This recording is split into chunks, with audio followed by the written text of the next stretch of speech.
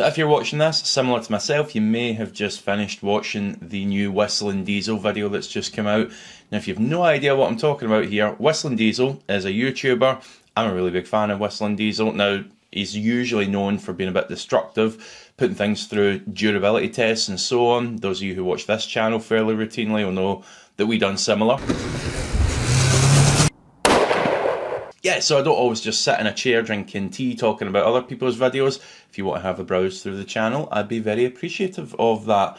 Now, back to Whistling Diesel. There's been a bit of a change in his content recently because he's gone off and he's bought one of these Komatsu D355 bulldozers. Now, the significance of that, of course, is that is the same bulldozer that Marvin Heemeyer used 20 years ago when he bulldozed half of his local town. And what's really fascinating about this story for me is he wasn't an out-and-out criminal. He wasn't a complete villain his whole life. He was actually reported to be a really upstanding guy that just got pushed too far. So the first issue was Marvin's unit was not connected correctly to the sewage line. It was going to cost a lot of money to do it. He didn't want to do it, and the town started to fine him for all the time that it wasn't connected up. So he took the town to court. It cost him $500,000 and he eventually lost the case. But worst of all, he felt like people were laughing at him, sneering at him in the streets as he walked by. Now the next issue was a local businessman wanted to buy the plot of land next to Marvin's shop. However, Marvin was strongly opposed to the idea because they wanted to put a concrete plant there on environmental grounds, including all the dust and noise and stuff that would result coming over to his shop. He was strongly against it and he lost that battle as well.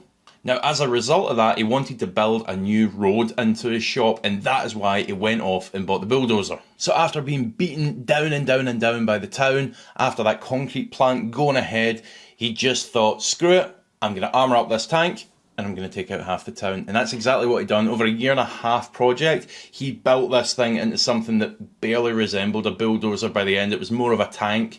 He used double sheets of steel. He put concrete in between the steel. The thing was a sight to behold. And in June 4th, 2004, he took off through the wall of the shop where he'd been building this thing and took out half the town. He only targeted those who he felt had wronged him. The innocent, in his eyes, citizens of Granby, he completely left alone.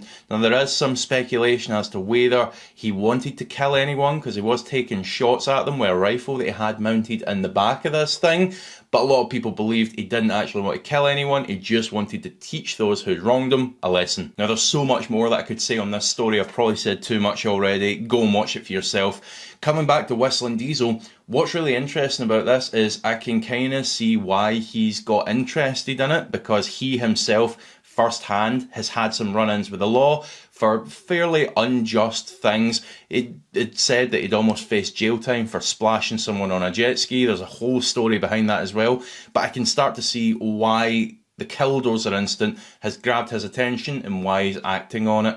Because usually he's a little bit troll-like in a good way, and it kind of looked like this might take the same tact. He'd put up a couple Instagram pictures saying he'd bought this bulldozer and he was taking it to Granby. However, the latest video shows something quite different.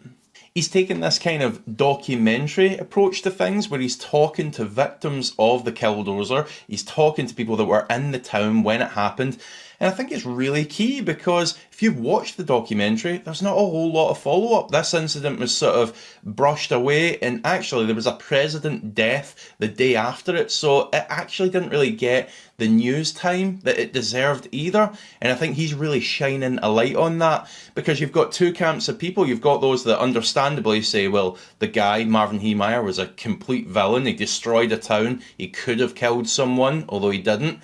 And then you've got this group of people that think, well, I can see why he done it. He was pushed too far by government. He was pushed too far by zoning laws, and he just acted out.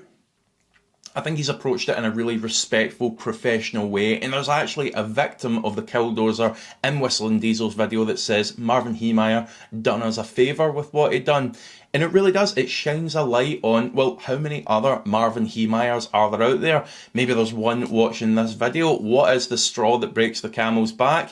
And you just go out there and take out half the town. Well, I, for one, will certainly be watching with interest. Now, if you have enjoyed this video, please do hit the like button, leave a comment below with your thoughts, and also consider hitting the subscribe button so you can catch the next one.